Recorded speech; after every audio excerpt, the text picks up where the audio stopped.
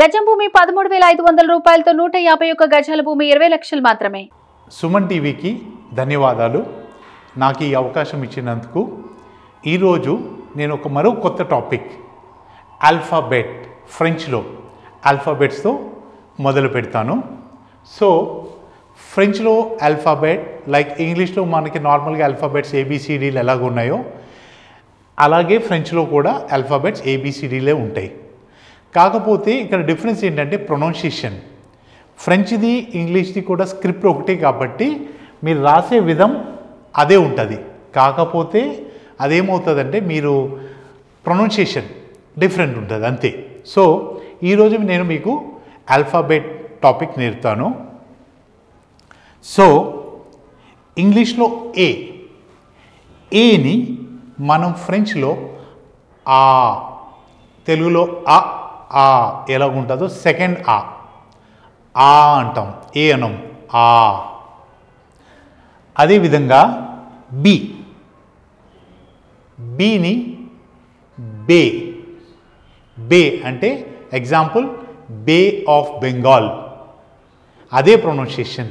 Be is bay of Bengal. Similarly next సిని ఇంగ్లీష్లో SAY సే అంటాము, అలాగే దాని ప్రొనౌన్సియేషన్ సే. ఏని ఆ, బే, సే. అదేవిధంగా డి వచ్చేటప్పటికి దే ఈజ్. ఈ ప్రొనౌన్సియేషన్ ఎలా ఉంటుందంటే ఈ ప్రొనౌన్సియేషన్ ఏ అనం, జస్ట్ ఏ. దెన్ నెక్స్ట్ ఎఫ్ని ప్రొనౌన్స్ చేసేది ఎఫ్, సేమ్ నార్మల్గానే ప్రొనౌన్స్ చేస్తాం. అదేవిధంగా జీ వచ్చేటప్పటికి జే అన్నది జీ ప్రొనౌన్సియేషన్. కొంచెం డిఫరెంట్ ఉంటుంది. మనం జీ అంటాం కదా, అక్కడ జే.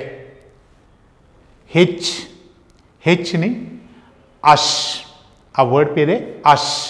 The pronunciation of H is అష్. కాకపోతే ఏంటంటే ఇది ఫ్రెంచ్లో మనం పలకం, సైలెంట్గా ఉంటుంది. ఎగ్జాంపుల్ హోటల్ అనాలంటే హోటల్ అంటాం, హెచ్ అన్నది సైలెంట్, కానీ దాని ప్రొనౌన్సియేషన్ మాత్రం అష్. దెన్ ఐని చేసే ప్రొనౌన్సియేషన్ ఐ ఈజ్ ప్రొనౌన్స్ ఈ. ఐని ప్రొనౌన్సియేషన్ ఈ. ఇది బాగా గుర్తుపెట్టుకోవాలి మీరు. ఈ ప్రొనౌన్సియేషన్ ఏ, దిస్ ఇస్ ఈ. ఈ రెండు మాత్రం బాగా నేర్చుకోవాలి. అదేవిధంగా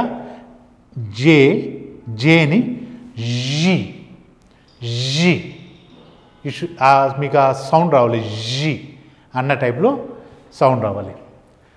జీ తర్వాత కే, నార్మల్గానే కే, LMN. సేమ్ ఇంగ్లీష్లో ఎలా పలుకుతాయో అదే విధంగా పలుకుతాం, KLM. ఎన్ కూడా ఇంగ్లీష్ లాగే. మళ్ళీ ఓ వచ్చేటప్పటికి ఓ. ద ప్రొనౌన్సియేషన్ ఓది ఏంటంటే ఓ. P pronunciation pay. అంటే ఇంగ్లీష్లో చెప్పాలంటే PAY ఎలా పలుకుతాం అదే టైప్లో పే అనాలి, పి కాదు పే. క్యూని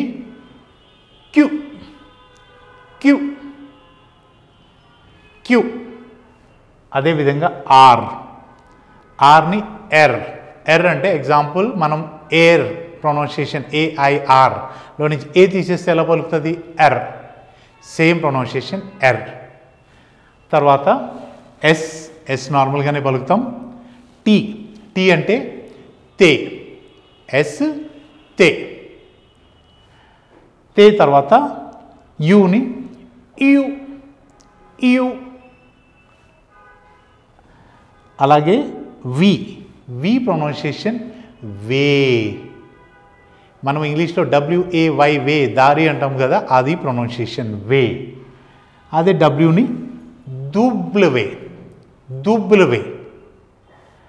దుబ్లవే తర్వాత ఎక్స్ ఎక్స్ని ఇక్స్ అంటాం. ఎగ్జాంపుల్ 6 నంబర్ 6 రాస్తాం కదా ఇంగ్లీష్ SIX, ఎస్ తీసేయండి, ఏం ప్రొనౌన్సియేషన్ మిగులుతుంది?